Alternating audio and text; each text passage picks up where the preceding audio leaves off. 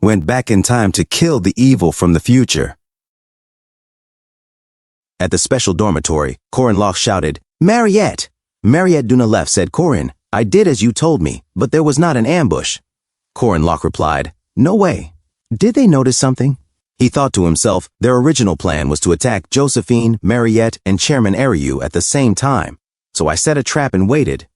Yet instead, 30 of the black faction mages disappeared. I got rid of the red faction mages, but I have no idea where the others went. Miriam Elizabeth L. Ross entered the room and said, "Are you curious where the other mages from the Mage Tower went?" Corin Locke and Mariette Dunalef were confused. Corin Locke said, "Princess Miriam?" Outside, Professor Arkai was shocked to see that all the boars had been killed. He said, "The golden wolves. It seems they indeed possess value not inferior even to an elder-class vampire. However, we have conquered even death. They use their skill. Hellsvander combines corpses with dark magic to create monsters. How could you mere beasts stand against our magic?"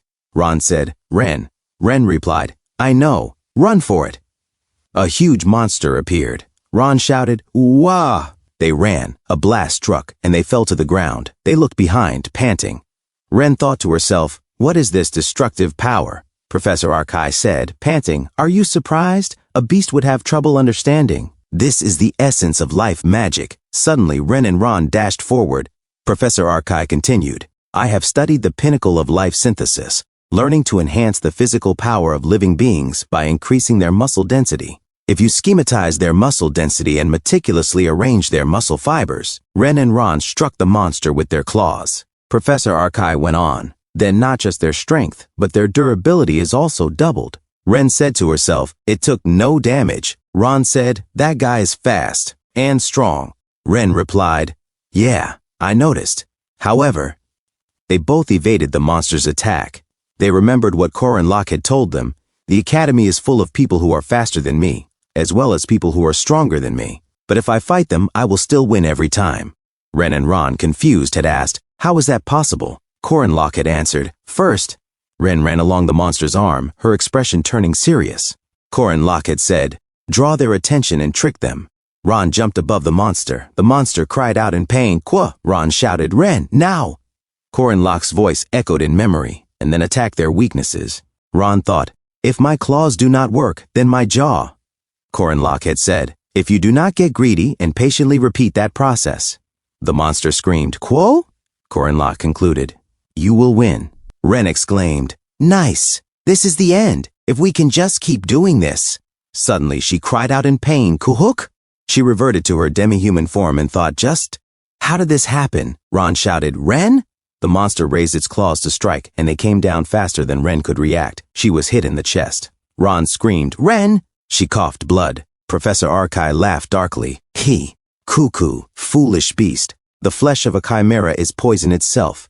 You did not even know that and just kept biting away. But wait, why would you kill it before we even start to experiment on them?" This is why I said we needed to focus on the intelligence of the chimera as well as the muscles. Ron suddenly erupted with powerful energy and said, "Shut up." As he turned, the monster tried to block his path, but he punched its arm. Professor Arkai stammered, "Heek! That surprised me. Make sure not to kill that one. Leave it alive." "It is fine to take a leg or two, though." Corin Locke thought to himself, there is a bond between wolf siblings who rely on each other and care deeply for one another. If you take one out, the other will definitely. Ron made multiple slashes at the monster, continuing his berserker barrage, slicing it into pieces.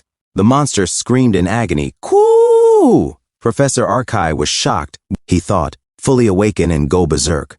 Ron said to him, "I will kill you. All of you. Every last one of you." Professor Arkai broke into a sweat and shouted, "Kill it! Forget the experiments, just kill it!" The other mages shouted, "Yes, Professor Arkai." Suddenly, Ron rampaged through them with terrifying speed. They screamed in pain, "Wah!" Professor Arkai fell to the ground and stammered, "Heck, this cannot be. My disciples." Ron charged at him and roared, "Die!" A loud metallic clang rang through the air. Corin Locke had blocked Ron's claws. Ron said in confusion, "Corin?" Tears in his eyes, Ron shouted, "Ren! They killed Ren! Why were you not here? You should have come sooner." Corin Locke thought to himself, the wolf siblings who live for each other. Ron punched Corin Locke in the chest in frustration and anger. "Why? Wah!" Corin Locke thought, if one of them dies, the other goes berserk and loses all rationality. He stabbed the ground with his spear, then hugged Ron tightly. I am sorry. It felt like forever, right? Ron stood there, shocked and confused. Corin Locke spoke gently. Ren is alive. Mariette Dunalef, who was attending to Ren, said, her wounds are severe. If we were any later, it could have been really bad. She applied medicine to Ren. Ron shouted, Ren! Ren! Mariette reassured him. She just lost consciousness. She is fine now. As her wounds rapidly regenerated, Ron cried harder. Corin, Corin Locke replied softly. Yeah, it is okay. It will be all right. He silently breathed in the scent of Ron's hair, remembering what Miriam Elizabeth L. Ross had told him earlier. The Mage Tower went to hunt those wolves. Corin Locke thought, why is she telling me this? Princess Miriam, who is supported by the Mage Tower, should have no reason to voluntarily give me the location of the mages. Miriam had said, I just gave up something huge. This will not happen again. Corin Locke had walked away saying, I owe you big time. She had smiled. Oh, I know. You will pay this soon. In the present, Corin Locke shouted at the mages, for black faction, red faction, I do not care. Get into lines and kneel. The mages shouted, yes, sir, bow your heads. As if you deserve anything, Ogun Rentry said. Thankfully, none of the first years were hurt too badly. Corin Locke replied, it is because you put your body on the line to protect them, Professor Ogun. Oh, I did not do much, Ogun said. The new students' equipment was much better than last year's. They were already able to protect themselves because of their gear made with expensive magic stones. It is thanks to a senior who spent his entire fortune to make this possible. Corin scratched his head. It was not all of it, just around half. Ha. Suddenly, Professor Josephine Clara appeared. Student Corin, Madam? We are just about done wrapping up. There is an emergency situation, she interrupted. The marker that the chairman possesses is reacting. Corin began to sweat. No way. He remembered Miriam's warning. You will pay the price for this soon. Corin thought. The red faction ambushed Madame Josephine, while the black faction attacked Ren and Ron. But amongst either group, the Golden Mage was never found. Simultaneous attack. Damn. Despite the regressor's desperate struggle, the scenario insists on proceeding as originally written. And we need to go now, Josephine said. Stay alert. Unlike the red and black factions, where you had a compatibility advantage, this time will be different. I know. Let's go, Corin replied.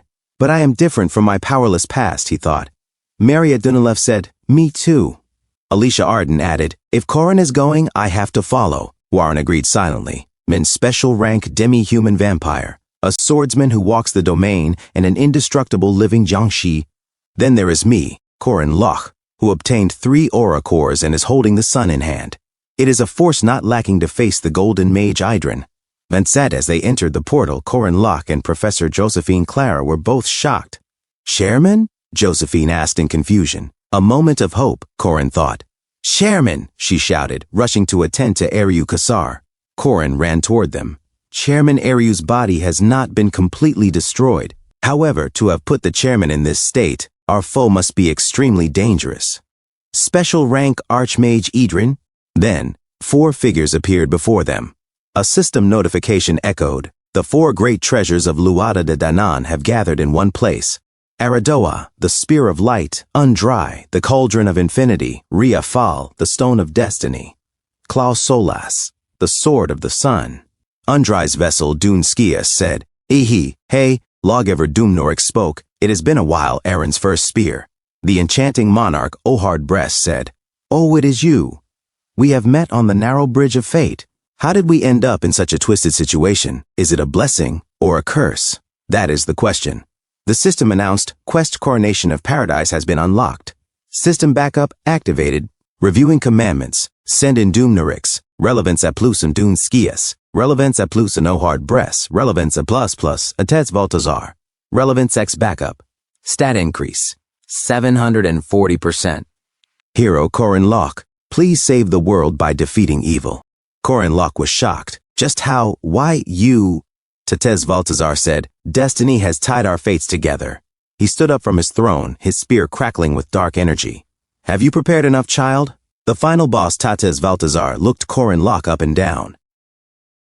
Thanks for tuning in. I truly appreciate each and every one of you who took the time to watch this video. Don't forget to hit that like button and subscribe for more content like this. If you enjoyed what you saw, consider sharing my videos or channel with your friends who might also enjoy it.